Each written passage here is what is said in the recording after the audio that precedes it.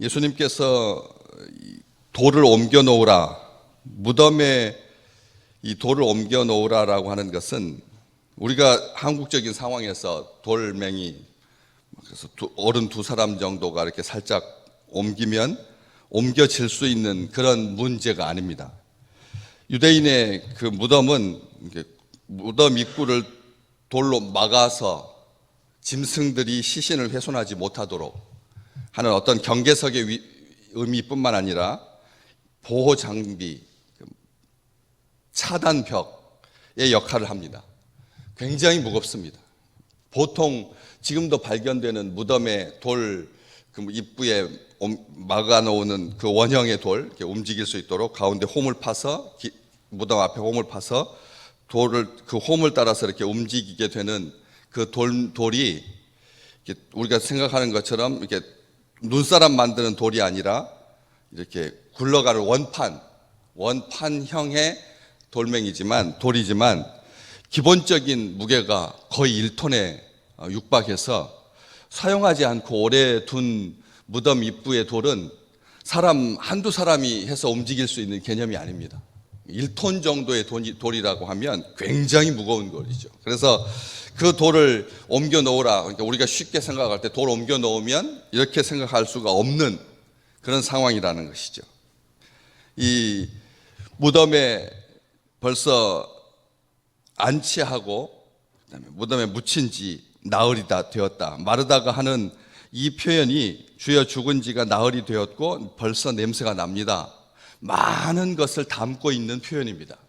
죽은 지 나흘이 되었다라고 하는 말은 이제는 절대 손 써서는 안 됩니다. 손을 쓸 수가 없습니다. 이 사흘도 아니고, 사흘이라고 하면 그래도 죽은 사람이 간혹 살아날 가능성이 있는 사흘 동안에 그의 영혼이 다시 몸으로 들어와서 더 살아날 가능성이 있는 사흘이지만, 이제 나흘이면 그때부터는 이제 죽는 것, 완전히 죽은 것이고 다시 살아날 가능성이 없다는 말입니다. 게다가 이 냄새가 난다라고 하는 표현, 우리가 집에서 요리를 하는 엄마들이나 아빠들의 입장에서 봤을 때 어떤 것에서 냄새가 난다. 생선에서 썩어서 냄새가 나기 시작한다. 조개에서 냄새가 나기 시작한다. 아니면 감자에서 냄새가 나기 시작한다면 보통 우리 같이 이제 풍요로운 이 시대를 살고 있으면 어떻게 합니까? 그냥 가차없이 다 음식 쓰레기로 버리지. 이것을 좀 그래도 옛날과 이렇게 연결이 되어 있는 사람이라고 하면 저 같은 경우는 뜨거운 물에다가 부어서 뜨거운 물로 이렇게 소독을 해서 먹기도 합니다. 뜨거운 물에 소독을 해서 먹기도 합니다. 약간 쉰 냄새가 나면 뜨거운 물에다가 넣어서 아까워서 그렇지만 이게 속이 별로 안 좋으신 분들한테는 그런 것도 몸에 부담이 될 수가 있습니다. 때문에 약간 냄새가 났다라고 하는 말은 썩는다는 말입니다. 썩었기 때문에 버리게 되는 거죠. 이 마르다의 말 속에는 현실을 인정하고 있는, 현실이 지금 벌써 예수님 아무리 우리 가정을 사랑하시고 우리를 귀하게 보시지만 이미 이제는 손 쓸 수 있는 시간이 넘어갔습니다. 이럴 때가 있습니다. 우리도 신앙생활 하면서 예수님 조금만 더 빨리 손 써주셨더라면, 조금만 우리 곁에 계셨더라면 하는 그런 마음, 이 마음이 굉장히 위험한 마음이거든요. 주님께서 한시도 우리와 함께 떨어져 있지 않고 계시는데 우리 마음속에 우리보다 조금 더 상황이 급한 쪽에 가 계실 것 같은 느낌이 든다는 거예요. 그렇죠. 하나님이 일상적인 신앙생활을 하고 있는 우리 곁에 계실 건가? 아니면 인권이 탄압받고 있는 그런 감옥에 갇혀 계실 건가? 우리보다 더 순교적인 삶을 살고 있는 그런 사람들 곁에 있을 것 같아 보이지, 우리가 이렇게 신앙적인 상태로 이렇게 봤을 때 우리보다 더 열심을 내는 사람들 곁에 있을 것처럼 보인다는 거예요. 우리가 그렇게 오해하기 쉽습니다. 우리보다 더 순교적인 삶을 사는 사람, 사랑의 원자탄 정도 돼야, 손양원 목사님 정도 되어야 예수님께서 날마다 붙어 계시지, 우리는 한 1년에 한두 번 정도 만나주시면 되지 라고 하는 생각으로 이런 마음을 갖기 쉽다는 거죠. 주님께서 여기 계셨더라면 죽지 않았을 겁니다. 마르다와 마리아의 말이 똑같았습니다. 하나도 다르지 않았습니다. 우리 이 시대를 살고 있는 모든 그리스도인들이 갖고 있는 기본적인 생각입니다. 하나님은 홍해가 갈라지는 자리에 계시지 200만 명이 움직이는 탈출해가지고 노예로부터 나오는 그 자리에 계시지 우리같이 그냥 신앙생활 하는 사람들은 365일 며칠 정도 빠지고 새벽기도 나오는 그런 사람들은 그냥 우리는 우리의 신앙을 사는 거고 하나님은 우주를 섭리하시느라 우리가 기도할 때 우리 곁에 안 계시고 더 중요한 곳에 계실 것처럼 보인다는 거죠. 그러면 하나님은 자기 말씀과 하나도 맞지 않은 것입니다. 내가 너희와 함께 있겠다라고 하는 이 약속을 지키기 위해서 아들 이름을 임마누엘이라고 지었는데 임마누엘이라고 약속해 주셨는데 우리도 똑같이 생각하는 거죠. 사탄이 옆에서 그렇게 부추기는 겁니다. 다니엘 세 친구가 북구덩 속에 들어갈 때 하나님은 거기 안 계셨습니다. 안 계셨다라고 생각하게끔 만드는 겁니다. 하나님이 지금 우리 곁에 내 곁에 나를 보호해 주지 못하는 거죠. 불구덩 속에 떨어질 때까지도 사람들 이 지구상에 있는 그 제국에서 그 첩보, 정보 모든 것을 다 장악하고 있는 고위 관직자들은 다니엘의 세 친구가 실패했다라고 생각했습니다. 하나님께서 그들과 함께 계시지 않는다라고 생각했습니다.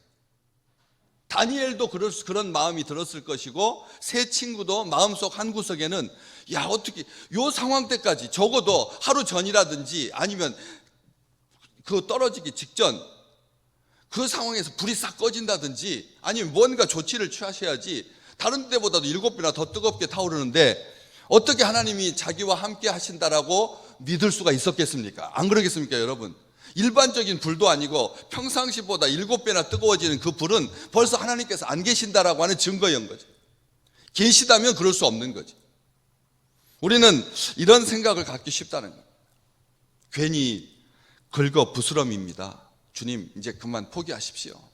왜 자꾸 돌멩이를 옮겨 놓으라고 그래가지고 이미 냄새 나는데 그거 시신 여지껏 장례 치르라고 충분히 다 봤으니까 예수님 이제 말씀 안 하셔도 충분히 당신이 우리를 사랑하시는 줄 알겠습니다. 다들 그 선에서 체념하는 거죠. 그 선에서 포기하고 그 선에서 그만두는 겁니다. 암 투병 생활 이제 길어져서 6년째 넘어가고 또 7년째가 되어 가면 사람들의 마음속에 이제는 하나님 붙들기보다는 그냥 마지막 가는 길이나 편안하게 가게 해 주십시오 라고 하는 생각들이 다들 여기까지 다 와 있습니다. 여기까지 와 있습니다. 우리도 그렇습니다. 똑같습니다. 다 이 마르다와 다를 게 뭐가 있습니까? 돌이킬 수 없습니다. 끝났습니다. 헛수고입니다. 별 수 없습니다. 이제 몸에서 냄새가 나기 때문에 살아나봤자 벌써 피부가 옛날하고 다를 텐데 아시잖아요. 큰 수술 마치고 뇌수술 같은 거 하고 나서 이렇게 친구들 다시 만나보면 어떤 느낌이 드세요? 옛날 사람하고 조금 다르다라고 하는 느낌이 한풀 꺾인 순이 죽은 그런 상태로 그 사람을 만나게 되잖아요. 그럼 더 안타까운 거죠. 차라리 옛날처럼 말끝마다 그냥 톡톡 쏴대던 그런 친구가 낫지. 이제 다시 깨어넣긴 했는데 좀 약간 뭔가 좀 나사가 한두 개 빠진 것 같은 그렇게 내가 말하자는 대로 고분고분한 옛날에는 말 한마디 하면 이렇게 아니다라고 무조건 먼저 말해놓고 반대부터 해놨던 사람인데 이제는 내가 말하자는 대로 다 하니까 이제는 재미도 없는 겁니다. 재미도 없고 불쌍해 보이는 거죠. 이런 감정이 들게 하는 것 자체가 싫은 겁니다. 많은 사람들이 이런 생각을 가지고 사람을, 환경을 하나님께서 역사하심을 본다는 거예요. 이제 다시 살려봤자 10% 깎인 것, 20% 깎인 그런 생을 살다가 가게 될 텐데 쌩쌩하게 살았을 때도 사람들이 그 목표를 추구하고 달성하기 위해서 애써봤자 못 이루었었는데, 이제 그 정도 80%의 체력을 가지고, 근력을 가지고, 지성을 가지고, 의지를 가지고 어떻게 이 험한 세상 살겠느냐는 거예요. 차라리 그냥 데려가시는 김에 못 사는 것이, 안 사는 것이, 못 사는 것이, 안 사는 것이 훨씬 더 하나님께 영광이 될 텐데 하는 마음을 갖게 된다는 거예요. 그런데 우리 주님 뭐라고 말씀하십니까? 그 마르다의 말에 내 말이 네가 믿으면 하나님의 영광을 보리라 하지 아니하였느냐? 이 말 기억하십시오. 우리 주님께서 해주신 말이 진짜 말이죠. 마르다의 말은 보편적인 인류의 말이고, 보편적인 인류의 말이 중요합니까? 아니면 주님의 한마디가 중요하십니까?